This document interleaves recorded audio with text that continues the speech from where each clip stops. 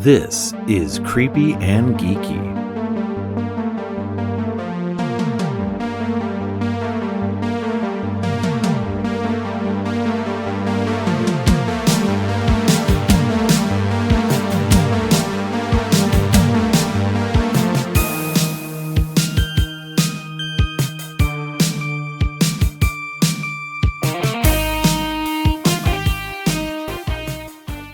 Welcome to Creepy and Geeky. I'm your host, Robert, and on today's episode, I'm starting a new series on Edgar Wright films with Shaun of the Dead. Donna is joining me for this episode, but first, she and I are talking about the stuff we got into this last week. How's it going, Donna? Hey, Robert, it's going pretty well. I am super excited to talk to you about the Edgar Wright stuff, but I'm more Yeah. excited to talk to you about the little bit of things that I brought this week. And I hope that I have some things that you don't know about. I'm hoping. uh, I probably won't, you but usually have stuff that usually I have either one. don't know about or I didn't think about adding to my list of stuff. You always have something cool, like from Shudder or somewhere else. So there's Yeah. always something cool. So And I know that you saw at least a movie, so I'm I did. excited to hear about your movie. But I'm gonna start off, if you don't mind, No, go because ahead. I have a feeling that this trailer might be one that we both wanted to talk about. Probably. So I'm just gonna just rip the Band-Aid off. So the Final Destination Bloodlines trailer, was that one of yours? Yes, it is. It's okay. It's cool. I'm glad. So I'm glad because I was afraid that was going to be one of our double ups. So I mean, that's fine. So that's why I wanted to rip yeah. that Band-Aid off. Oh my gosh, Yes. this Oh trailer. my God. Yes. Every second of this trailer had me gasping, and we all know it was a fake out. We know that, they're showing you like a shard of glass that falls in with some Yeah. ice, and then they show you the rake underneath the trampoline and the It's barbecue. always a setup, like, what's actually going to be the thing? Is it going to be all of it? Is it going to be none of it? What's going to happen? I love Final Destination movies. They're so over the top and they're so great. I love it. I did too, and I love the storyline for this one because apparently in the name, it's Bloodlines. It has to deal with the Yes. premonition that this girl's grandmother had way back in 1960, and now we're seeing it kind of follow this family decades later. I am Right. over the moon excited for And this. yeah, you guys, I want to say more about this trailer, but I don't even want to spoil the trailer. You guys got to see this trailer because there's like some like crazy stuff in it that is like it's going to blow your mind about how connected it is to like the movies in general. So I'm loving that we're getting some more Final Destination and that it's you definitely going to be connected to the original movies. Yeah, and then So we also do get to see Tony Todd in Tony this Todd and trailer yeah. briefly. So that's gonna be hard. It's seeing how these Yes. movies are gonna go on without him. But I'm Yeah. so glad that he's at least in this one. And yeah, it's been far too long. A lot of these horror people, these younger horror generation people don't understand. There's certain things that you don't do. I But keep seeing these they memes with the log trucks and like how people drive behind them, and a lot of people don't because of Final Destination 2. Um, this is going to be interesting for this new generation of horror oh fans. yeah. Well, listeners should stay tuned as well because later this year I'm doing a series on the Final Destination movies, which will include Oh, this one as nice. well. So yeah, so it should be a lot of fun. But yeah, no, it's a that definitely was one I saw earlier this week and I was like, oh my God, yes. So I was very very excited to see a new trailer for that. But yes, I did go see one movie. I didn't get to see. There were three new movies that dropped this week that I did want to see, but the only one I got to go see so far is Death of a Unicorn, the Oh, new how was that? A24 Paul Rudd and Jenna Ortega movie. It was a lot of fun. It's very much up my alley. Horror comedy, um, lots of gore, um, big monster. It's I mean, if you've seen the trailer, you kind of know the setup Mhm. and everything. It's pretty much that. I don't think there's any real surprises or anything, but the performances are just great. Everybody is like having a lot of fun. Um, there's you some good emotional stuff going on between Paul Rudd and Jenna Ortega. and so it's a good fun movie. Um, Definitely worth the watch if you're into that kind of horror comedy stuff. So, and it's nice to see Paul Rudd getting some stretching out into some more horror stuff here and there. So I My know he's girlfriend got it. made fun of him in that trailer. She's like, "Oh my gosh, Paul Rudd's starting to look old now." I was like, "'Cause Yeah, he's playing a dad, he looks old." She's like, yeah, "Yeah, well, he's starting to age." I'm like, "Well, it took him long enough. I mean, the yeah. rest of us are aging. Why shouldn't Right, he?" But I'm right. glad that you said it was good. I heard that it was a very smart horror Yes, comedy. I heard a lot of the actors in it were phenomenal, especially the Rich family. yes, Um, yeah, so it's always good to see Richard Grant and stuff too. I think the last thing I saw him in was Saltburn, and I was so mm, excited to see him. But you've got some A24 favorites. Will Poulter's in this one. yes, Um, yeah, it looks like it's going to be a lot of fun. I'm gonna have to try to go and see it sometime this week. yeah. No, it's really, really good. Yeah, so it was a lot of fun. Yeah. So what else you got now? So I have another trailer. It's not really horror or Marvel stuff, but there Okay, was a new Paul Thomas Anderson trailer for a movie called One Battle After Another, and okay. it looks like a really funny kind of satirical black comedy slash action film. And basically, what it Huh. is, it's Leonardo DiCaprio and I'm not sure if you're familiar with the singer Tiana Taylor. They were a group of ex-revolutionaries, and apparently they have to come back together so that they can rescue their daughter. So it looks very funny. If you've not seen this trailer, please go and give it a whirl. Leonardo DiCaprio reminds me of Kurt Russell's character in Big Trouble in Little China because he just seems like he doesn't know what the hell is going on at any given time in this trailer. But I love me a Paul Thomas Anderson film, so I'm definitely gonna have to go and see Interesting. this one. And it's got a lot of really good people. Obviously Leo, we've got Sean Penn, Benicio del Toro, Uh, Regina Hall, which is nice to see Regina Hall play in a non-comedy film. I mean, she's been doing right. pretty well. So if you get a chance, it's called One Battle After Another. It really does look like it's going to be a lot of fun and probably action filled. Hmm. All right. Yeah, I'll have to check out that trailer. All right. Well, my next thing is the second trailer for the movie Drop came out by Christopher Landon, the director of the Happy Death Day movies. Hmm.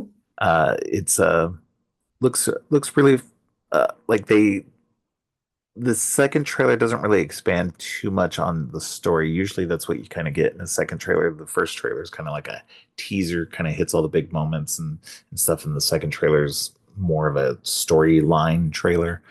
Um, so you don't really get a whole lot of that. It's just a lot more.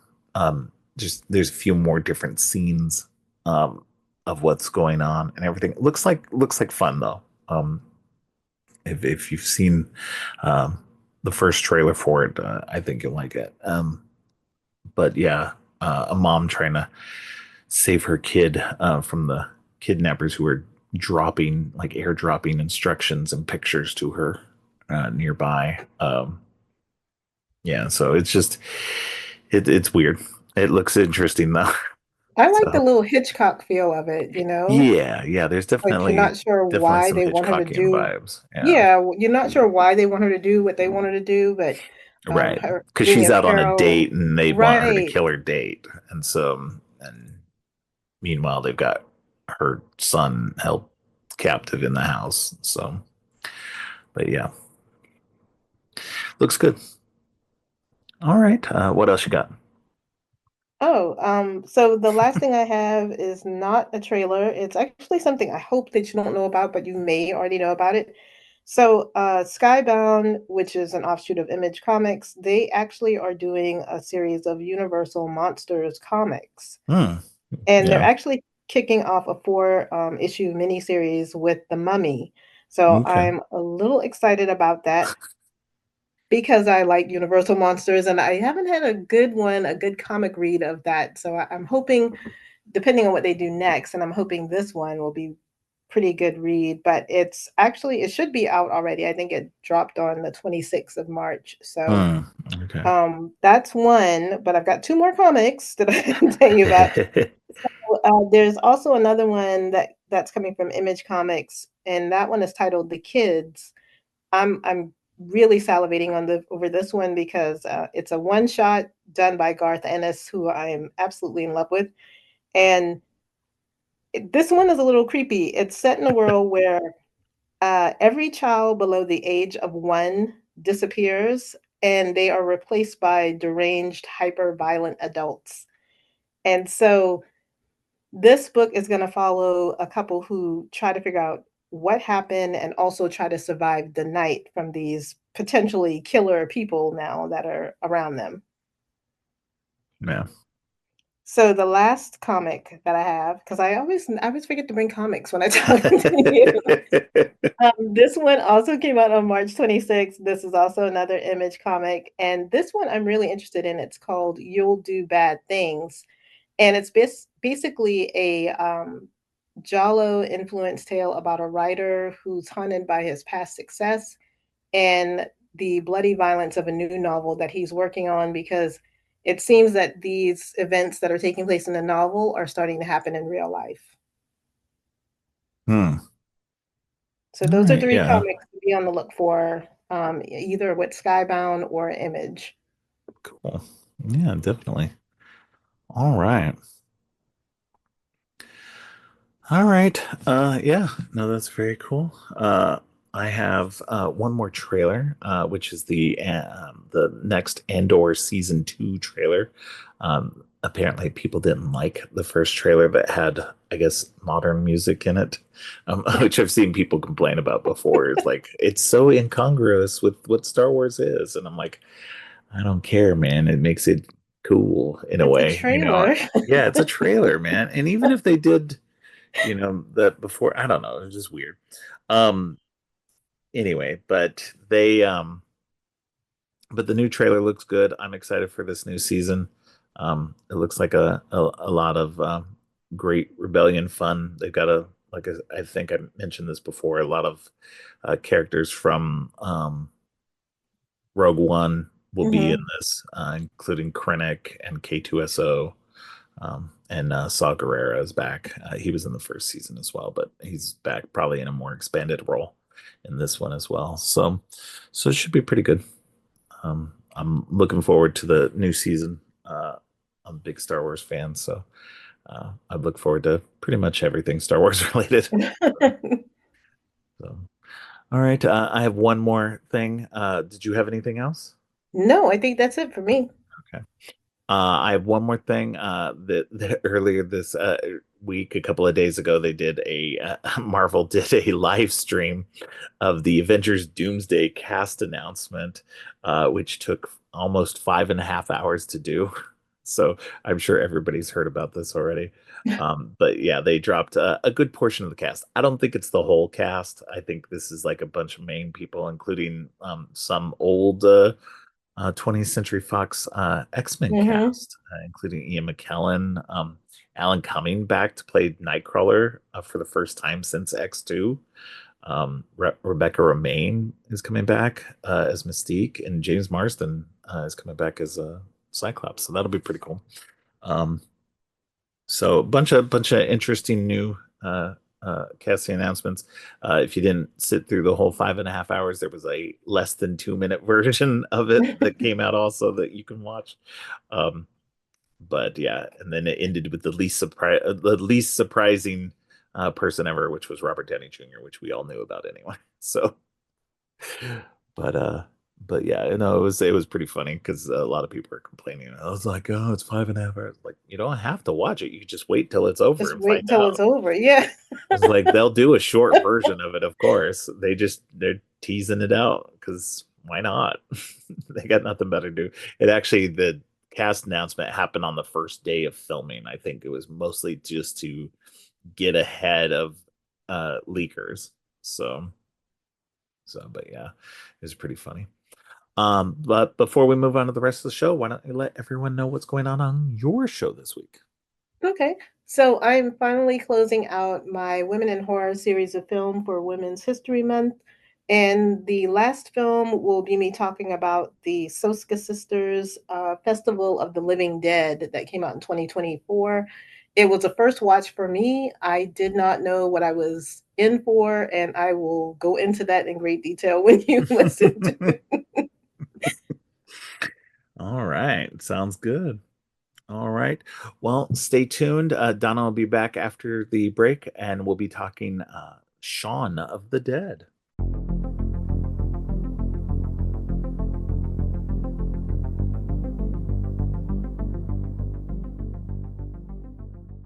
On this week's episode, where I'm starting the first part in a series on Edgar Wright films.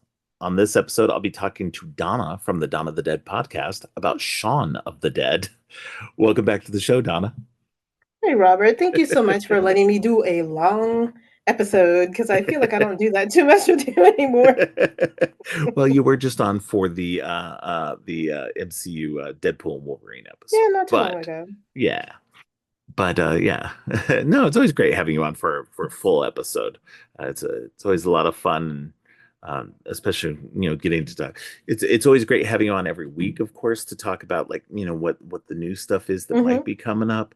But just like old times, it's always great having you on for a full episode to talk about some kind of cool movie that we like to talk about together. So. And this week, we get to talk about Shaun of the Dead, the Oh first boy. Edgar Wright, the first official. He had a earlier like not so great film that he made that he I don't think he's ever put out on anything. Like he probably could if he really wanted to, but I don't think he really wants to. I think Shaun of the Dead is his official first movie. This follows the TV show that he did in England called Spaced, which he also did with Simon Pegg and Nick Frost, Hmm. um, which was a great TV series. If you haven't seen it, I believe it's on like the first season's on Tubi, but like both seasons are on Roku and what is the other one? Can't think right now. I was just looking it up last night because I was like, where is this going on at? Yeah, I Um, absolutely love Space. That's such a fun show. Freevee. Freevee is the other one.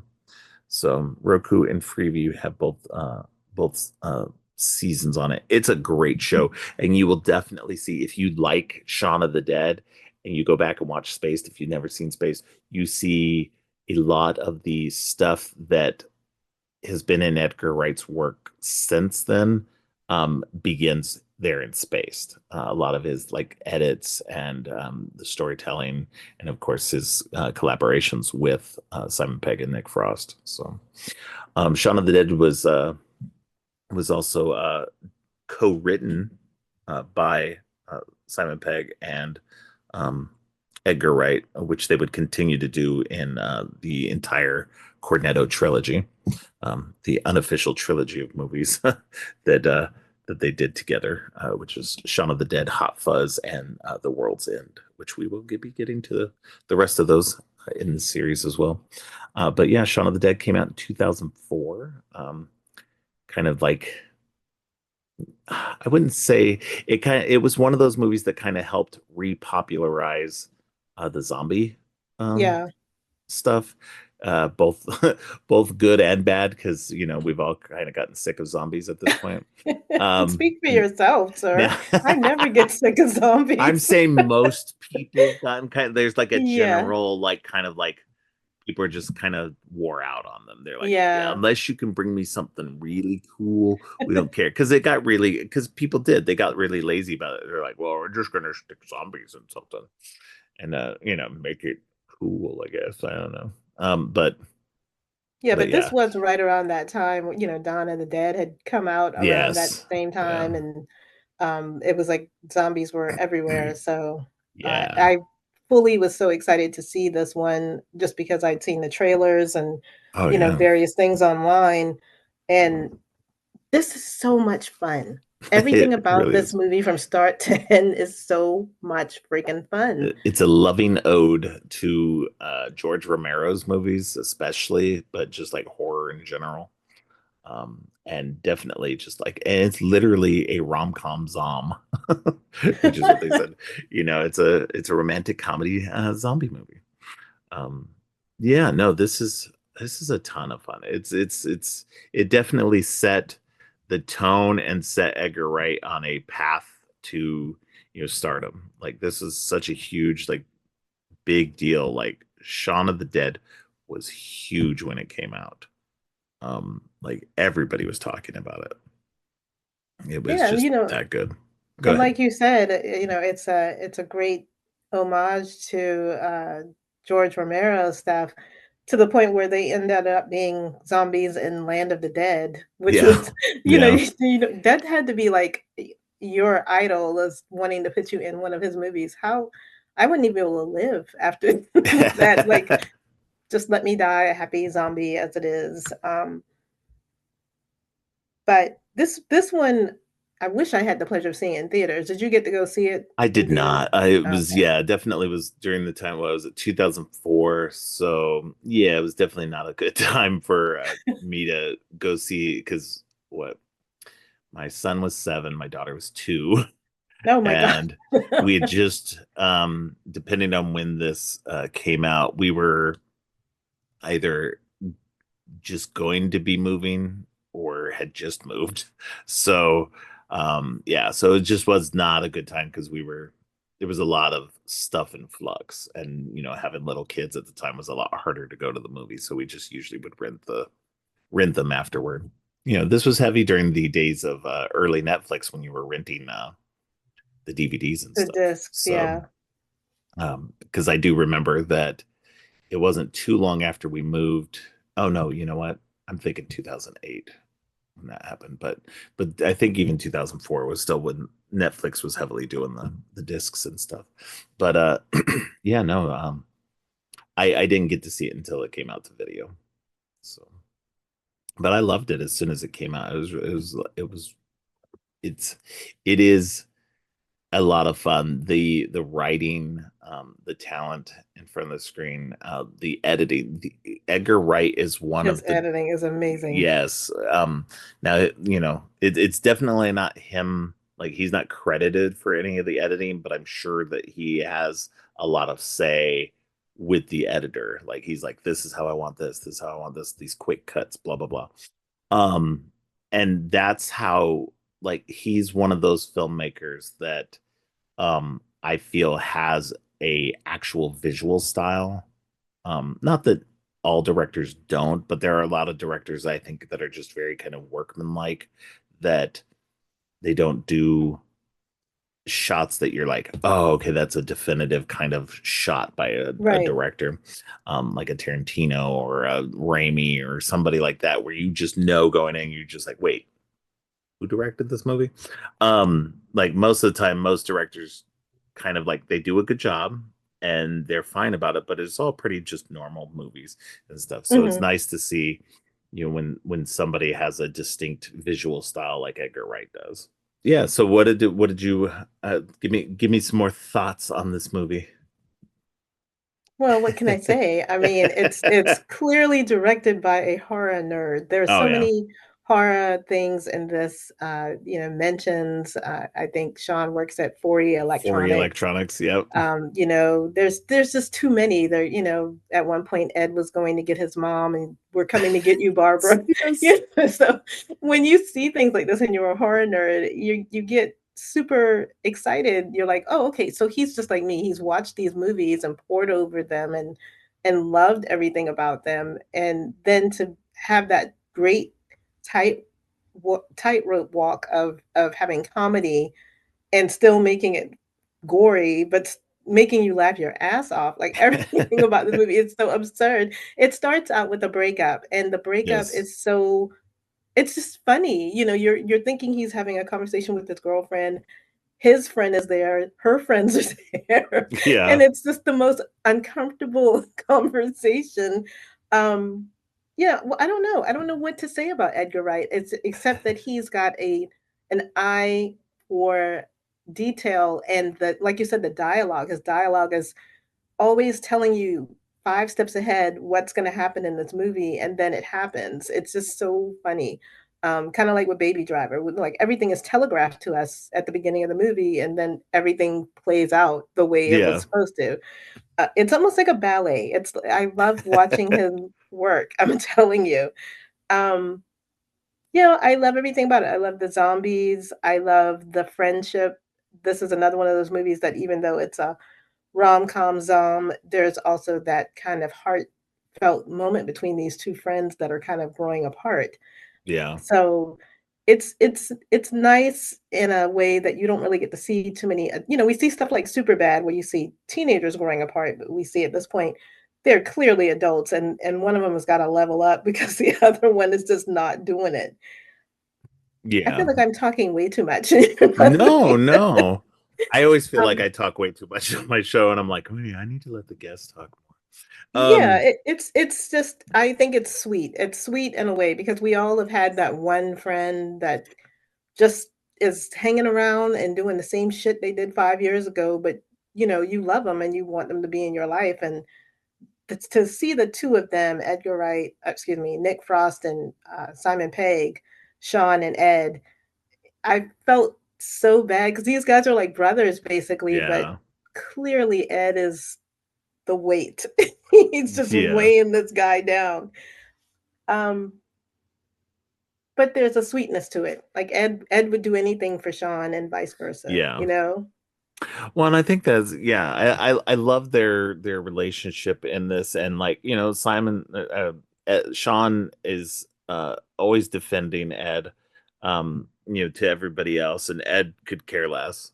He's just like, look, I'm gonna be me, which is great. Like I love when somebody can be unapologetically themselves. Right. Um, but sometimes that means that you are going to grow apart, and so that's what needed to happen. Sean was ready to grow. He didn't realize he was ready to grow. He In a way, Ed was kind of holding him back. um and throughout the process of this, they they get to that point. Yeah. And you see it, like you said, you see it in a lot of movies like Superbad and stuff like that, where they're like, there's this one day where some like things are going crazy, and then the one friend realizes the other friend is holding them back, and then later it was just like there's an argument, and then they break up, and then there's a reconciliation. It's a very tried and true formula, and it's great. It just so I happens to be have in a zombie outbreak. Yeah. So And it works really effectively in this. And they change it up in some ways, but it's just it's it's done really well, and I like how they did it. And then that, in the end, they can still be friends, of a sort. Uh, very and carefully. yeah, very carefully. Uh, and but Sean gets to move on and grow up as well. It kind of gets to have his cake and eat it too at the end. Um, but I do like that there is that moment where he does have to let him go. And and that and that's it's a painful process. I think any of us who have had friends or even loved ones, family members who are like that, people who maybe aren't holding us back, but are just like people who They're stuck. maybe They would, don't want to grow and move on. yeah, or just like maybe you just grow apart. Like there's just like, but you're still like holding on to it. And you want to still keep that going, but then you get to a point where things fracture too much, and you have to do it and move on. And then you don't realize until afterwards, you're like, actually I needed that, and Right. uh but yeah, it's an interesting process for the movie, and that's kind of where what the whole like gist of the whole movie is too, is just Sean's growth, Sean growing as a person, becoming the adult that he's meant to be. It's just, he has to let go. He ends up having to let go of a lot of things, unfortunately, to move past that. And I think that that's an whereas like normally people just have to learn to let things go and those things are still around. Like most of Hmm. what he has to let go doesn't exist anymore. So, because he loses his mom and his stepdad and I don't know if the um stepdad was much of a loss, but no, well, Philip was yeah. just that guy. But Yeah. yeah, I understand what you're saying. He Yeah. had to lose a lot of people along the way, which kind of is how it is in life. We Yeah. end up losing a lot of these people. Right. And Um, usually it's metaphorical rather than mhm, literal.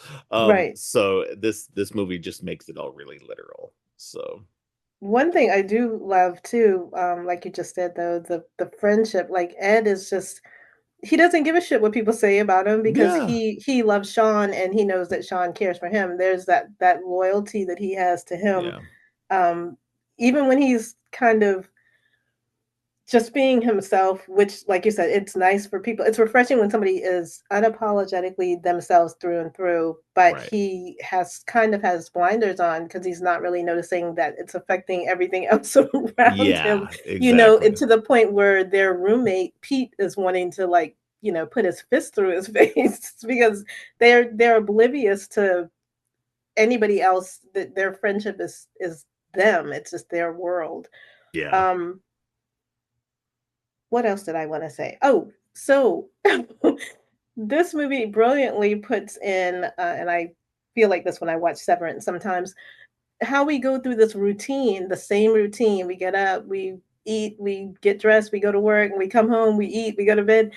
To the point when the actual zombie outbreak happens, Shaun had already gone through kind of a daily routine, and Yeah. he goes to the corner shop, and he doesn't even notice that his whole world has changed because he's done Right. it like a zombie. Like that's really what sums it up. The opening of how the credit scene of people kind of shambling and going through their day. Right. And all the people That's on the what it's bus like. who would look like Right. already zombified. Yeah. We No, see and the that's kids from the yeah. rave coming home and they're kind of just shambling home. So the fact that this world has changed and we'd seen the warning signs like we do in every zombie movie that we Yeah. heard like TV broadcasts and his Yeah. Edgar Wright's clever editing of different things that are going on, panic in the streets of London and Yeah. whatnot. And then the next morning he goes down to the shop and there is zombies abounding and he has no clue because this is his regular routine. This is life. We do this day in and day out. So Right. um even to the point where they see this girl, the zombified girl in the backyard, and they're like, oh, she's so drunk. Yeah. I mean, it's just it's a crack up. And I think everybody loves this movie because we all can kind of identify with like if this is Oh yeah. really happening, who would I want to be in a zombie apocalypse? My best friend, because who else is going to make me laugh through this shit? I mean, Yeah. what else No, are we going to do? yeah. No, and I think that's what's great about it too. It's like, it's we're doing this there's nothing wrong, and that's what's interesting about it too, because like at the beginning she's talking like during the breakup between Shaun and his girlfriend, that she's like, well, I don't want to keep doing the same thing every day, going to the Right. same places, blah blah blah. And it's like, I do find it funny that in the end though, like they realize that there's a comfortability, there's a predictability about that kind of stuff. It's okay to change things up, don't get me wrong, but there's nothing wrong with being comfortable also. Absolutely not. So there's like there's a trade-off. Yes, you're going to be there's a predictability and maybe a boringness to the comfortable, and that doesn't mean that you can't change things up and do something different here and there, but there's also a safety and a comfort and that warmth in knowing that you know your day-to-day life is good, and so I think that's where they reach that point at the end, because like he's like, well, what are we doing today? And she's like, this, that, and the other thing, we'll go down to the Winchester, blah blah blah. And Right. so One she's place she didn't want to be at. yeah, the one place she didn't want to be, but like it's like she also figured out how to compromise, Hmm. and that was something too that you know that if she wanted to be with Shaun, like she needed to realize that yes, of course, he needed to step up and kind of like grow and become who he needed to be, but also at the same time, she also needed to compromise, and she ends up doing that by the end. And I feel like, it's um it both of them got to grow through all of this, and I think that was well done by the end, well shown.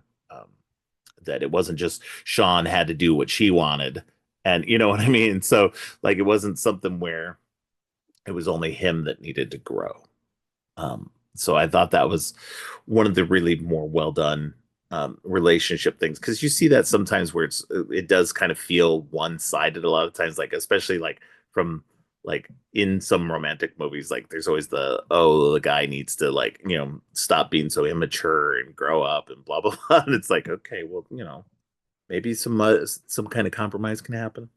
Um, which I mean, obviously we see in the other movies, Right. the sometimes it's the opposite. The woman But I needs think to you're change right, in some though. way. The But very yeah, thing that she complained about at the beginning was what they were doing at the end of the yeah, movie. exactly. And you're right, for me personally, I find comfort. Yeah, sometimes it is a little annoying when, I'm sitting on my couch and I'm like, God, I'm sitting here watching a movie again. But, like you said, you can do other things besides that. You can go out, you can go do Yeah, stuff.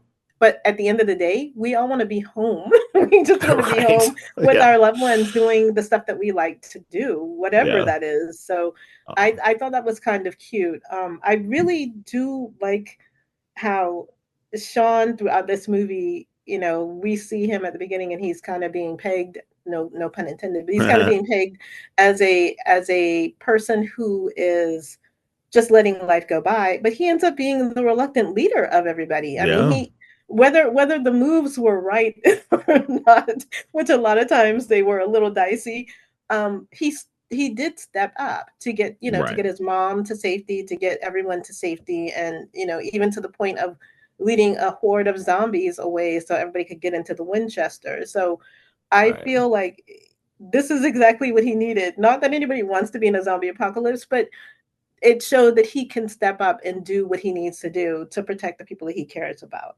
right. Yeah, I thought that was a really good way to do it too, because they showed that, like, yeah, he stepped up, but he still made mistakes. Because Yeah, like, you know, um, he helps get them safely ish to the Winchester. You know, it would have been better if the other guy, David, had not alerted the zombies as much. But they he he helps them. He gets them, gets the zombies away and everything like that, so they can get to safety, and proves that he's capable of doing stuff. It doesn't go well in the end, no, but it still proved that he could step up and do whatever. But it also showed that he's still going to make mistakes, just like anybody. yeah. Nobody is infallible. And I Um, feel like nobody really wanted to step up either. I mean, there's at no, one they point all where started they're looking at him. yeah, there's one point where they go through the neighborhood to check out the Winchester, and he has to take out a zombie that attacked his mother, and he's telling both of the men, "You could have stepped in at any point." Yeah, And they're both like, "Oh, well, you were doing all right. Didn't look like you yeah, needed any help." It's like, you could have helped though. I mean, yeah. even the women were helping. They gave him weapons, Right. Yeah, like what the hell? So yeah, Shaun, like you said, he didn't have all the right answers, but he at least did his best to try to do the right thing. I find the interaction between him and Ed, especially when they're just kind of first dealing with the zombies and trying to figure out what they need to do, it's comical. It's like watching Abbott and Costello because they really right, don't know who knows what to do. I mean, we know because we've watched enough zombie movies, just go for the head, but right. it's just that whole scenario of trying to find weapons and the stuff that they use, the records, and then I think they start throwing like plates or something, and then they go to the records, then they go to the shed, and we've got the shovel and the cricket. Yeah, the shovel and the cricket bat. Yeah, And their whole dynamic. Which one do you want, bloke or bird? And it's like, I guess the first one. I don't know. It's like yeah, just the whole the chemistry between the two of them. It's no wonder that we love them in all of the Cornetto trilogies. But My goodness. I mean, I don't know if I could survive a zombie apocalypse with Ed. I don't think I No, yeah. Taking phone calls and just, hanging back, wrecking cars and driving I'm trying crazy. to, yeah. He's wrecking cars. He's playing Driving heavy metal. yeah, Like driving the Jag crazy. it's just I don't know. The movie it has all of the things that you like. You know, there's heart, there's humor, there's definitely gore. Like Yeah. they didn't skimp on the gore at all. No, yeah. And we even get one of the other lead from Spaced. Yes, yeah. I can't remember. Let me look her name up. Jessica Hines. She Yeah. is so cute in that scene where they kind of They meet in the backyards and right she's got and a whole crew that looks exactly like his crew. It is so funny. And Martin Freeman is her boyfriend, so it's the first yep. appearance of Martin Freeman in the Cornetto trilogy. He'll be back. Um, but yeah, it was great. Yeah, it was great seeing her, especially like when you go back and um watch Spaced and you're like, oh, okay, now I get, the whole thing. So yeah, yeah, totally a lot of fun. It's really cute and like yeah, she's got Martin Freeman as her boyfriend and I think the lady who played Diane, they were both in the BBC Office show, which is really cute. Yeah. So I loved all the little nods in there, and quite a lot of the actors in this have gone on to do a lot. Obviously Simon Pegg and Nick Frost, but Yeah. there's the gentleman that was in the Forey shop. I cannot remember what his name is, but he was. Oh my gosh, he's like the little teenager that kept giving No. Shaun the hard time. Yeah, Yeah. no, and he ended up being in I think Prometheus. He looks completely different. He lost a lot of weight, and I was shocked when I realized that that was the same kid. I was like, oh my gosh, that's him.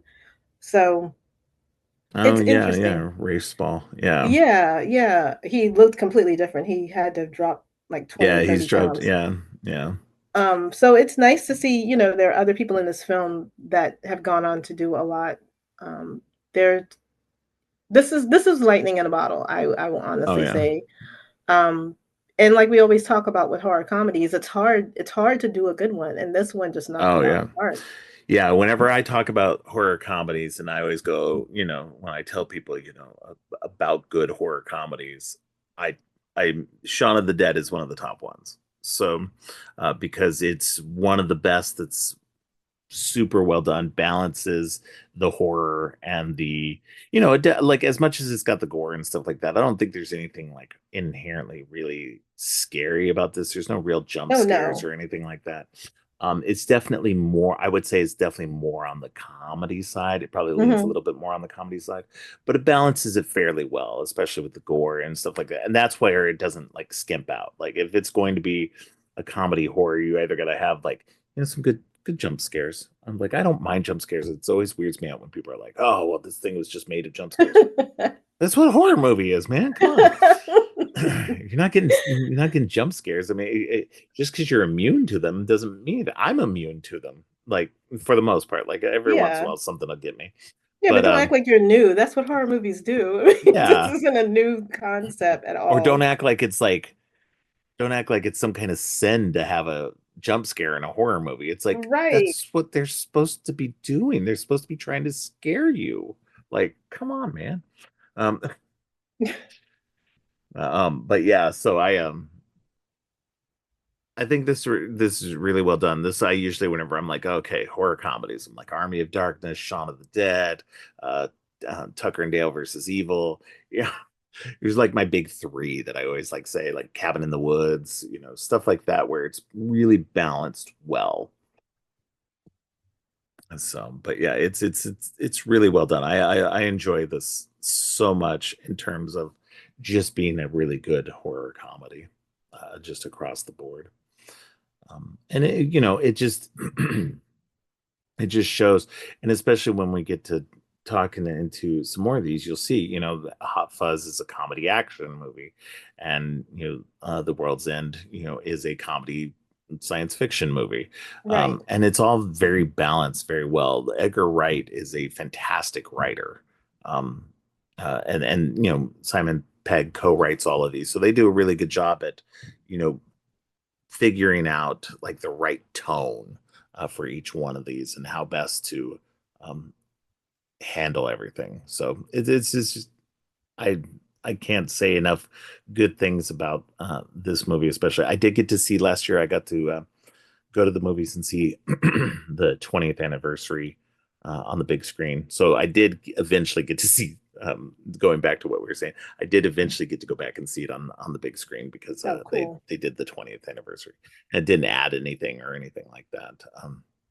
But it's um, but it was a lot of fun to go back and rewatch it and get a chance to see it on the big screen. I don't think I saw this one or Hot Fuzz on the big screen. So um, So when you saw the 20th anniversary, was like, did the audience seem like they still enjoyed it after all of this time?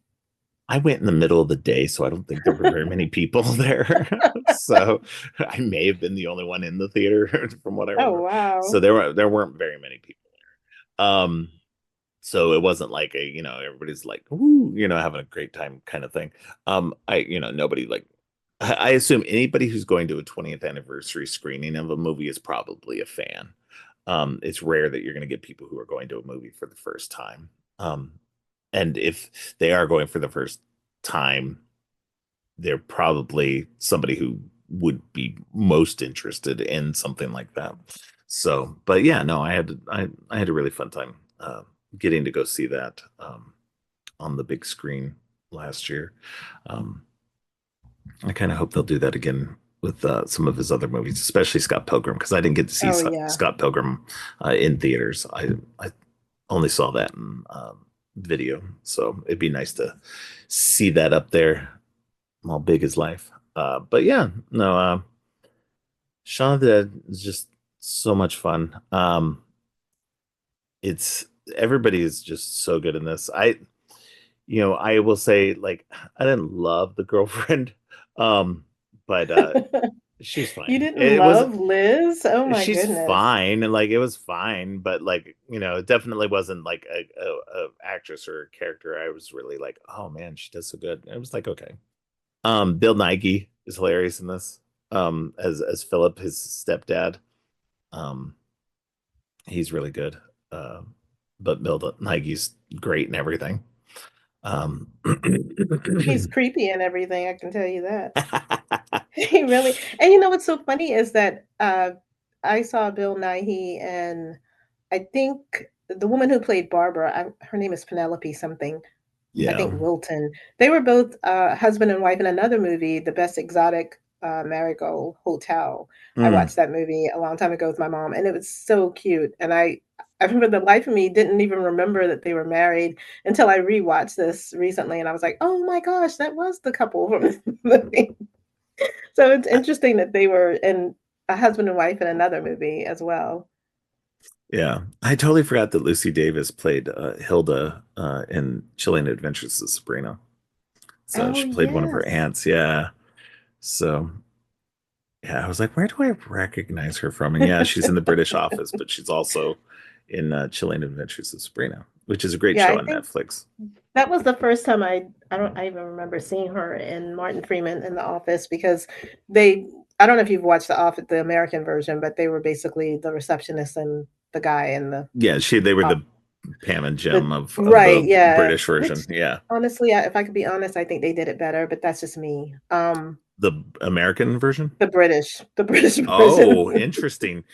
Like most people actually say the American version's the better version. So I feel like the American version went on too long, but I don't want to digress about The Office because I will no, get in I fights with will. people. I, I'm not gonna disagree with you on that. I think it did go on a little too long. I think especially once Steve Carell left, Yeah. they kind of floundered a bit. I don't think it was ever really terrible, but I do feel like it floundered a bit. And I think once he left, it just kind of lost a big chunk of it. Hmm. But Not that he was the sole part of it, because I think that was truly a really well done ensemble cast. Oh, absolutely. And so yeah, we're not going to get off in a whole office tangent, but yeah, I did I'm want just to, saying, yeah. watch them in the British version. That's all I'm saying. Yeah. No, and I've seen bits of the British version. I think the problem is that I can only handle Ricky Gervais in small amounts. And not that the British show is all that long, but even that was too much.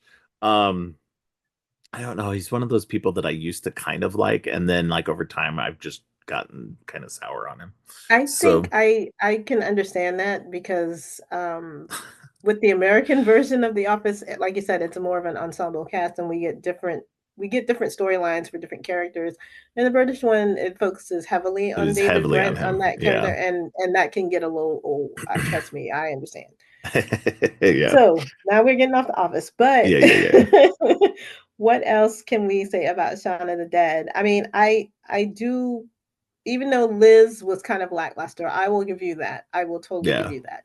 We gotta be honest, that movie was more about Shaun and It was Ed more than about anything Sean and else. Ed. Yeah. It was Yeah, about Sean growing up and about the relationship between Sean and Ed for sure. Yeah. That again, this is one of those things where sometimes like, where I've talked about like the villains in a Marvel movie, and people are like, "Oh my God, the villain was terrible." The villain wasn't the focus. The villain was right. just a mechanism for the real part of the story. When you get a villain that's fantastic, that's when the story was revolving around the villain and what the villain was really having to say. Outside of that, it was about the other stuff. And so I think that's, yeah. If you're focused on really on the relationship between Sean and Liz, then you're focused on the wrong part of that. Because it really was about Sean and Ed through the whole thing. But yeah, no, it's I think that's just a really fun movie. It helped really kind of like we said earlier, kind of helped re-energize like zombie movies. It was one of those things, zombies in pop culture and stuff like that, kind of helped bring that up to the level it became with stuff like The Walking Dead Mhm. and all that. It helped like it got George Romero to be able to continue on his Dead series because he hadn't done anything in a long time with that series because Day of the Dead had come out the mid 80s, and then they were like, oh, let's dust off this, and let George have some money to make another sequel. Um and which was great, whether people like it or not, he was able to get Land of the Dead made, and Right. it was successful enough that he made like two more movies after that, I think, in the Dead series. Um, and so it's just, and it helped spawn, the Walking Dead phenomenon that it was. So, I mean, really, realistically, Shaun of the Dead holds this like, really good place in, for good and bad, depending on how you view zombies. And I don't mind zombie stuff. I just, I give and take, if there's a good like zombie thing, I'll watch it. Like I'm not against zombies in particular as long as it's well made. Um, so, but yeah, no, this is a really good fun movie. That if you haven't seen this, it's now 21 years old. You should go watch it. I'm assuming that anybody who's listening to this podcast has seen Shaun of the Dead. It's kind of required. And I'm surprised it's taken me this long to get to it, 3 years in, and I'm only just now talking about it.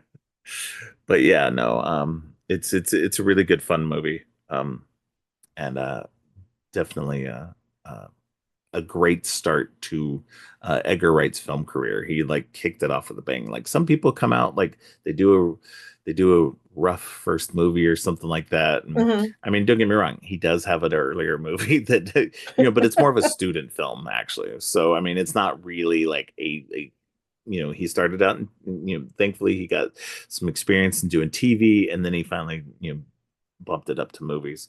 And so I think that really kind of helped them grow and stuff and have that big bang right out the gate. Right. So it's great when somebody can do that. Because I like thinking of somebody like, Wes Anderson. Wes Anderson, we all go back and think, Rushmore was his first big um, movie, but he actually had Bottle Rocket before that, and Bottle Rocket's definitely a smaller movie. And then Rushmore was the big hit that it had become.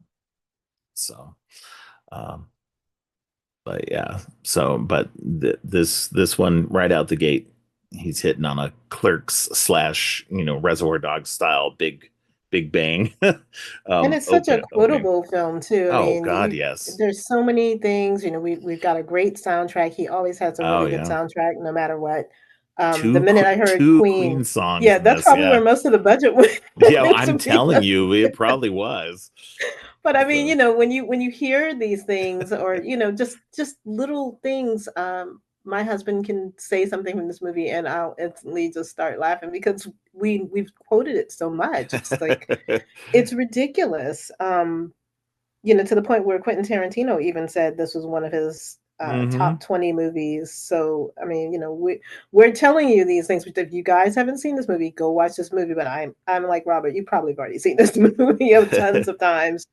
Um, and he didn't even have a big budget. I think this was a very low budget that he had, like probably like four or Yeah. 5 million. Once I again, probably because of the imagine it's Queen probably soundtrack. low. Yeah, The right. Queen, the two Queen songs probably cost that much. No, I imagine it probably did. Although, like at the very least, I think one of them it was a $6 million budget. Yeah. So you were pretty on target with that. Um, the one, I mean, obviously, the best friend's song that plays at the end was probably the more well known. Don't Stop Me Now. I think wasn't as well known. I mean, Hmm. obviously amongst Queen fans, but like it's I don't think Don't Stop Me Now had as much popularity. It Oh God, almost no. yeah. And I think it's interesting too that it says in here Bobby Olivier of Billboard attributes the initial rebirth of Queen's Don't Stop Me Now to its appearance in the film, which introduced it to a new generation of listeners, saying, perhaps the most famous scene from Shaun of the Dead features Don't Stop Me Now, which blares from a pub jukebox while stars Simon Pegg Crofts and Kate Ashfield bash a zombie with pool cues to the song's hurtling beat.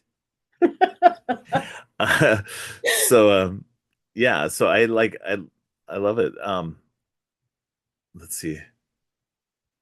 Yeah, so they explained that the fight in the pub was choreographed to the song even before it had been cleared to be used in the film. So they wrote to Brian May and begged to use it. Which I mean, obviously, yeah, I would be like, yes, please, can we use the song? This is the only way it works. Um, yeah, so they probably spent a significant amount. But yeah, no, before that, I don't think I had ever heard the song, and now it's probably my favorite Queen song. Um, since that movie because I don't know, Don't Stop Me Now is just such a great song. Yeah, and just having um that whole fight scene in the pub, like you said, to the beat of this, it's just yeah, hilarious. It's so funny. yeah, it's great too because then like a couple of the women are over there in the corner while the zombie is getting bashed and they're just kind of like grooving to the Moving to song the like in the beat, beat of them getting beat and everything like that. It was so funny. It's and such a David great flashing the sequence. lights on beat. It's Yes, yeah, it's yes, so cute. so funny. Yeah, it's just it's a great sequence.